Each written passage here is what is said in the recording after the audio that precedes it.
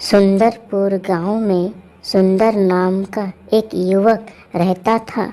उसके पास कोई काम नहीं था, इसलिए वह सिर्फ इधर उधर घूमता रहता था। एक दिन सुंदर घूमते घूमते घने जंगल में चला जाता है और सूर्यास्त भी हो जाता है। चारों तरफ अंधेरा छा जाता है। ये मैं कहाँ आ गया? इतना घना जंगल, घर में कैसे जाऊंगा? हे भगवान, मेरी रक्षा करना। यह कहकर वह इधर उधर देखता है तो उसे एक बड़ा वृक्ष दिखाई देता है। तो वह निश्चय करता है कि हाँ, मैं इस वृक्ष के नीचे आज की रात गुजारूंगा। हाँ। सुंदर उस वृक्ष के नीचे जैसे ही बैठता है, उसे एक आवाज सुनाई देता है। हे युवक, तुम कौन हो और इस घने जंगल में तुम क्या कर रहे हो? मेरा नाम सुंदर है और मैं यहीं पास के सुंदरपुर गांव से हूँ। मैं यहाँ भटक गया हूँ। मुझे समझ नहीं आ रहा है कि मैं इस घने जंगल से बाहर कैसे निकलूँगा। मैं तुम्हें इस घने जंगल से बाहर निकाल सकता हूँ, यदि तुम मेरे प्रश्नों के सही जवाब दिए तो। क्या तुम तैयार हो? हाँ, मैं तैयार हूँ। तो मेरा पहला प्रश्न, धन या ज्ञान में से तुम किसे चुनोगे और क्यों? मैं ज्ञान चुनूंगा, क्योंकि धन से हम सिर्फ धन ही रहता है, लेकिन ज्ञान से हम धन प्राप्त कर सकते हैं। सही जवाब। मेरा दूसरा प्रश्न, पानी किस रंग का होता है? पानी रंगहीन होता है। पानी का कोई रंग नहीं होता। सही जवाब। तुम मेरे सारे प्रश्नों के सही जवाब दिए। अब तुम घर जा सकते हो। तुम घर जा सकते हो। तुम जिस ओर से भी जाना चाहोगे, वह रास्ता तुम्हारे घर को जाएगा।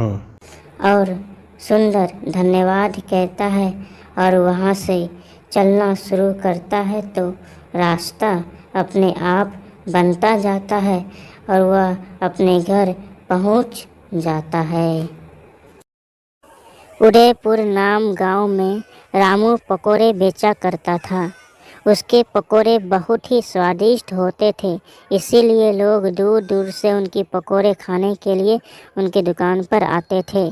पकोड़ों की इतनी बिक्री देखकर रामू के मन में लालच आ जाता है और वह अधिक लाभ कमाने की मंशा से मिलावट करने लगता है।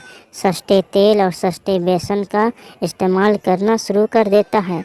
एक दिन श्यामू नाम का एक लड़का उसकी दुकान पर पकोड़े खाने के लिए आता है। अरे भैया, आपके पकोड़े ना खाऊं तो मेरा मन ही नहीं लगता। एक प्लेट पकोड़े लगा दो भैया। हाँ, एक प्लेट लगा दो। हाँ भैया, अभी आपके एक प्लेट पकोड़े लगा देता हूँ, थोड़ा इंतजार कीजिए। हाँ, ये लीजिए आपके एक प्लेट पकोड़े। श्यामू जैसे ही पकोड़े मुंह में रखता है तो ठोक देता है। छी, ये पकोड़े इतने खराब है। ये बिल्कुल खराब पकोड़े हैं। मेरे पकोड़े खराब नहीं है। तुमने आज मुंह नहीं धोया है, इसलिए तुम्हें खराब लग रहा है। जाओ मुंह धो के आओ, जाओ जाओ।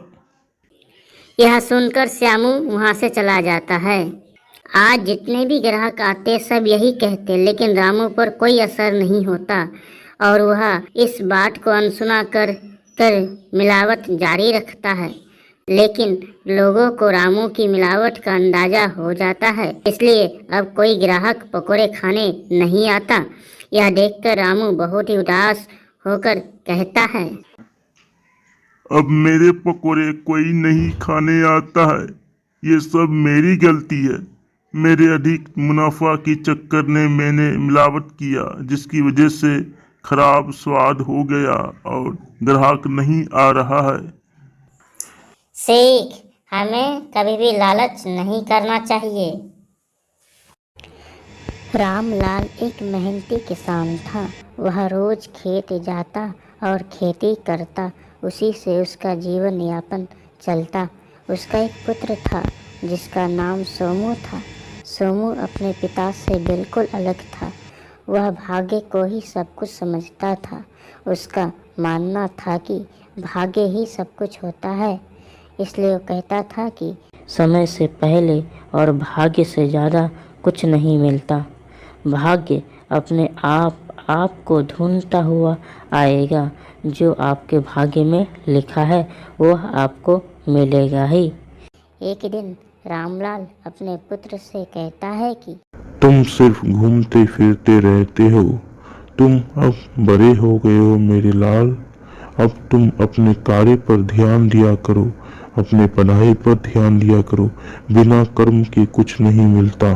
पिताजी, मुझे कार्य करने की कोई आवश्यकता नहीं है, क्योंकि मेरा भाग्य ही सब कुछ है। जो मेरे भाग्य में लिखा है वह तो मुझे मिलेगा ही। तो फिर मुझे मेहनत करने की क्या आवश्यकता है? देखो सोमू, तुम गलत सोचते हो। भाग्य ही सब कुछ नहीं होता। हमें भी मेहनत और कर्म करना पड़ता है। बिना कार्य के कुछ नहीं मिलता। रामलाल जब ऐसी बातें करता है तो दोनों के बीच शर्त लग जाती है कि तब समू कहता है कि आज से पिताजी, आज से 1 महीने तक एक खेत में आप खेती कीजिएगा अपने मेहनत और कर्म के आधार पर, और एक खेत में मैं मेहनत करूँगा अपने भाग्य के आधार पर। देखते ही देखते 1 महीना बीत जाता है और रामलाल और उसके पुत्र सोमू दोनों अपने अपने खेत पर जाते हैं तो देखते हैं कि रामलाल के खेत पूरे हरे भरे होते हैं, जबकि सोमू के खेत में बिल्कुल की भी हरियाली नहीं होता। उसके खेत बिल्कुल भी हरे भरे नहीं होते। यह देखकर सोमू को अपनी गलती का एहसास होता है। पिताजी, आप सही थे। सिर्फ भाग्य से कुछ नहीं होता, मेहनत और कर्म करने से होता है। इसलिए पिताजी, आज से मैं भी भाग्य पर नहीं, अपने कर्म और मेहनत पर विश्वास करूँगा, इसी पर ध्यान दूँगा। यह कहकर दोनों बाप बेटे खुशी खुशी अपने घर चले जाते हैं।